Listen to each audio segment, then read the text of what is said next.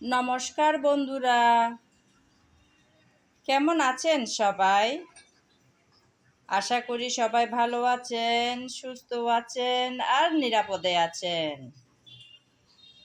আমিও আছি মোটামুটি। প্রতিদিনের মতন আজকেও চলে আসলাম নতুন একটা রেসিপি সঙ্গে নিয়ে। আজকে বানাবো বাঁশকরুল দিয়ে মজার একটা রেসিপি। এগুলোকে আমরা বলি বাঁশকরুল। এগুলো হচ্ছে বাঁশের নরম কচি ডগাগুলো, খেতে দারুণ।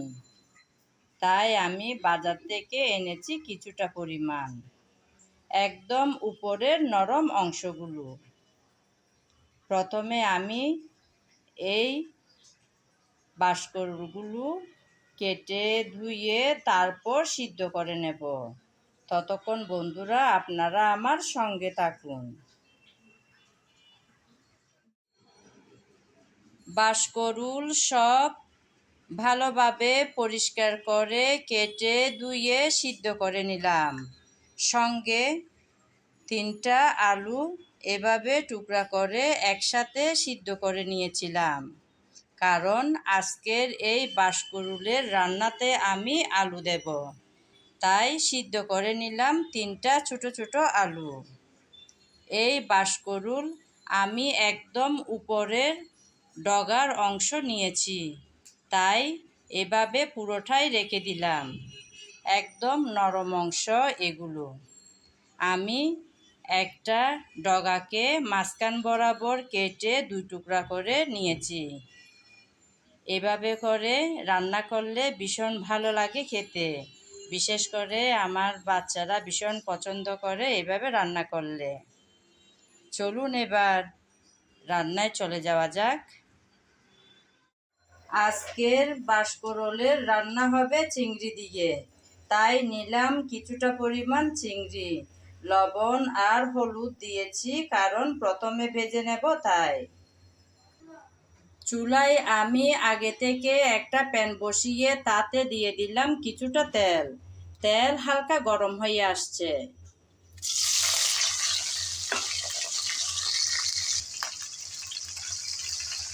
গরম তেলের মধ্যে দিয়ে দিলাম চিংড়িগুলো। নেড়ে চেড়ে ভালোভাবে চিংড়িগুলো ভেজে নিতে হবে।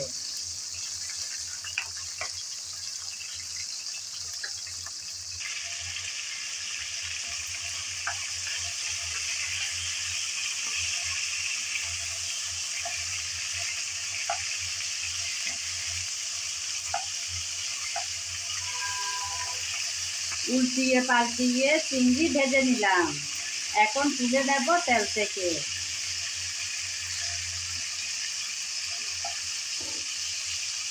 বেশিক্ষণ সময় ধরে চিংড়ি ভাজলে চিংড়ি শক্ত শক্ত টাইপের হয়ে আসে, তখন আর ভালো লাগে না খেতে, মনে হয় যেন রাবারের মতন।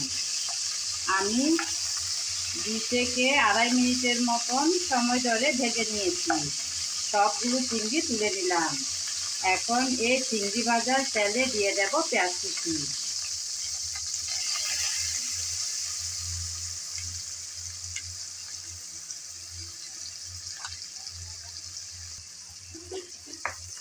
পেঁয়াজ কুচি দিয়ে নেড়ে চেড়ে ব্রাউন কালার করে পেঁয়াজ ভেজে নেব।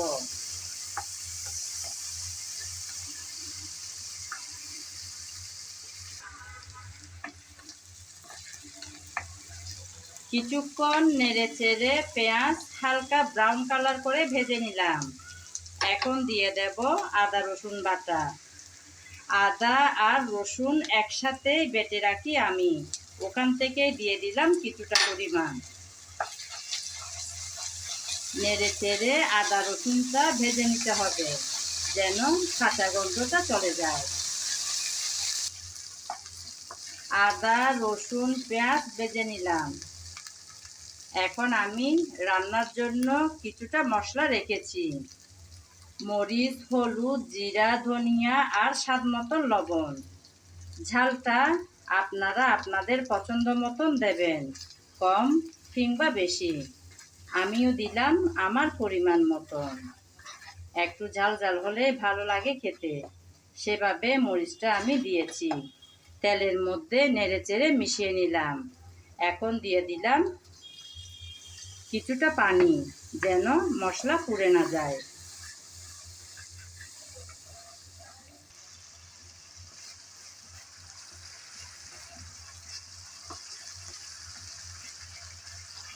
কিছুক্ষণ সময় নিয়ে মশলা ভালোভাবে কষিয়ে নিলাম। দেখুন বন্ধুরা, মশলা থেকে তেল কিন্তু একদম আলাদা হয়ে আসছে। এভাবে মশলা থেকে তেল ছেড়ে দিলে বুঝে নিতে হবে মশলা ভালোভাবে কষানো হয়ে গেল। এখন আমি দিয়ে দেব টমেটো।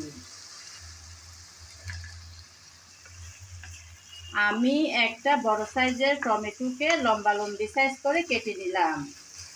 সেই টমেটোটা দিয়ে দিলাম, দিয়ে নেড়ে চেড়ে একটু কষিয়ে নিচ্ছি টমেটো।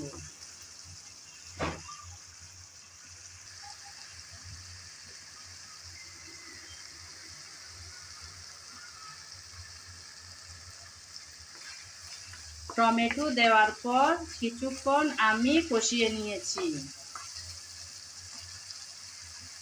এখন দিয়ে দেব যে আলু সিদ্ধ করে রেখেছিলাম সেগুলো হাত দিয়ে একটু এভাবে ভাঙা ভাঙা করে দেব।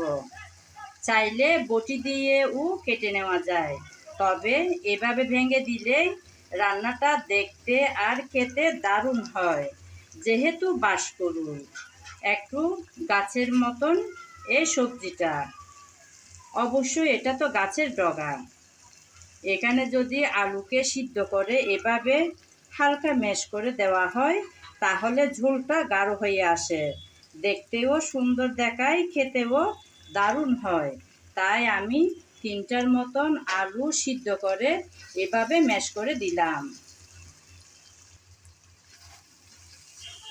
আলু ভালোভাবে ম্যাশ করে দেওয়ার পর টমেটোর সাথে কষিয়ে নেব।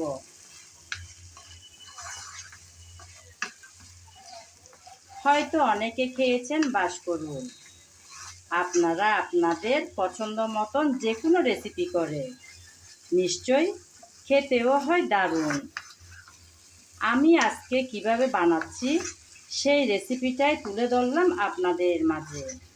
চাইলে বন্ধুরা আমার এই রেসিপিটা ফলো করে একবার হলেও ট্রাই করে দেখতে পারেন, মন্দ হবে না কিন্তু খেতে, গ্যারান্টি আমিই দিলাম।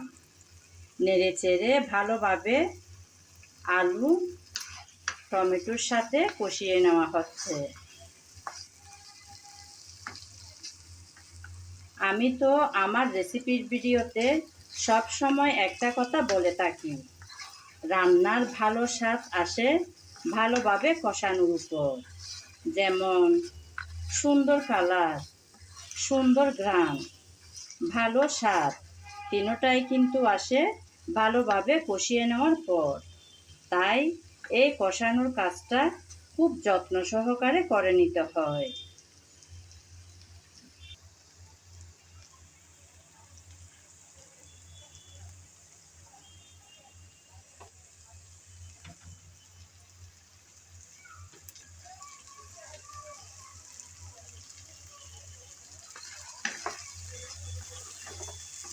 আলু ভালোভাবে টমেটোর সাথে কষিয়ে নিলাম, আর কষাতে হবে না। এখন দিয়ে দেব বাঁশকরুল।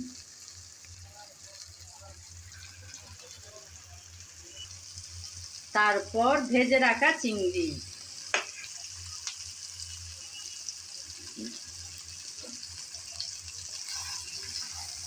চিংড়ি আর বাঁশকরুল দিয়ে আবারও ভালোভাবে কষিয়ে নেব।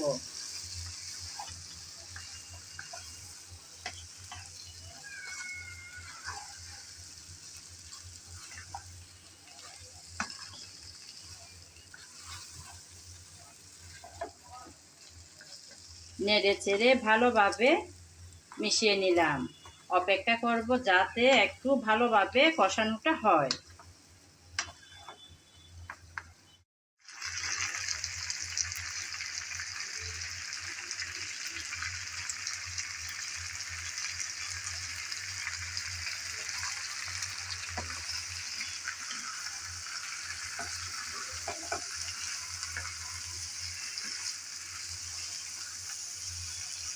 নেড়ে ছেড়ে কিছুক্ষণ সময় নিয়ে ভালোভাবে কষিয়ে নিলাম। আর কষাবো না। এখন দিয়ে দেব কিছুটা পরিমাণ পানি।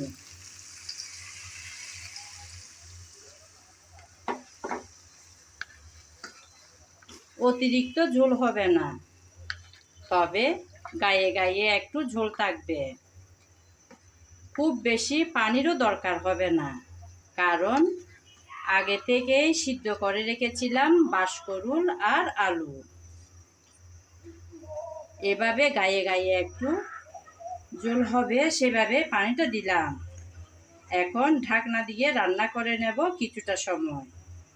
ফিরে আসবো কিছুক্ষণ পর।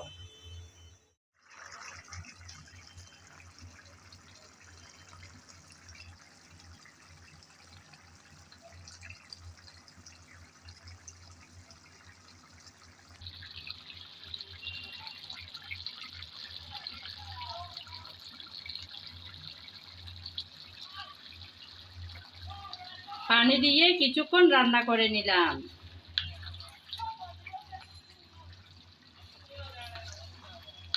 কিছুক্ষণ পর এসে ঢাকনা উল্টিয়ে একটু নেড়েচেড়ে মিশিয়ে নিচ্ছি। যেহেতু আগে থেকে সিদ্ধ করা ছিল, তাই বেশিক্ষণ সময় লাগবে না রান্না হতে। এখন দিয়ে দেব কিছুটা ধনেপাতা কুচি করে রেখেছিলাম।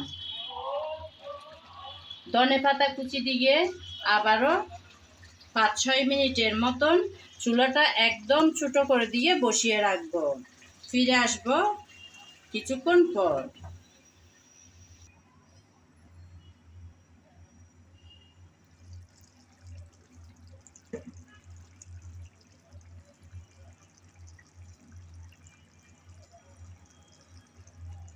কিছুক্ষণ পর চলে আসছি বন্ধুরা, ঢাকনা উল্টিয়ে দেখবো বলে। আমার রান্না কিন্তু একদম শেষের দিকে। আপনারা তো দেখেছেন আলু আর বাঁশকরুল আগে থেকেই সিদ্ধ করা ছিল, তাই অল্প সময়ে রান্না হয়ে গেল। একদম রেডি। এতক্ষণ যাবৎ যারা আমার সঙ্গে ছিলেন, আমার ভিডিও জুড়ে ছিলেন, তাদেরকে জানাই অসংখ্য অসংখ্য ভালোবাসা। আগামী ভিডিও দেখার আমন্ত্রণ জানিয়ে আজ এখানেই বিদায় নিলাম। সবাই ভালো থাকবেন, সুস্থ থাকবেন আর নিরাপদে থাকবেন।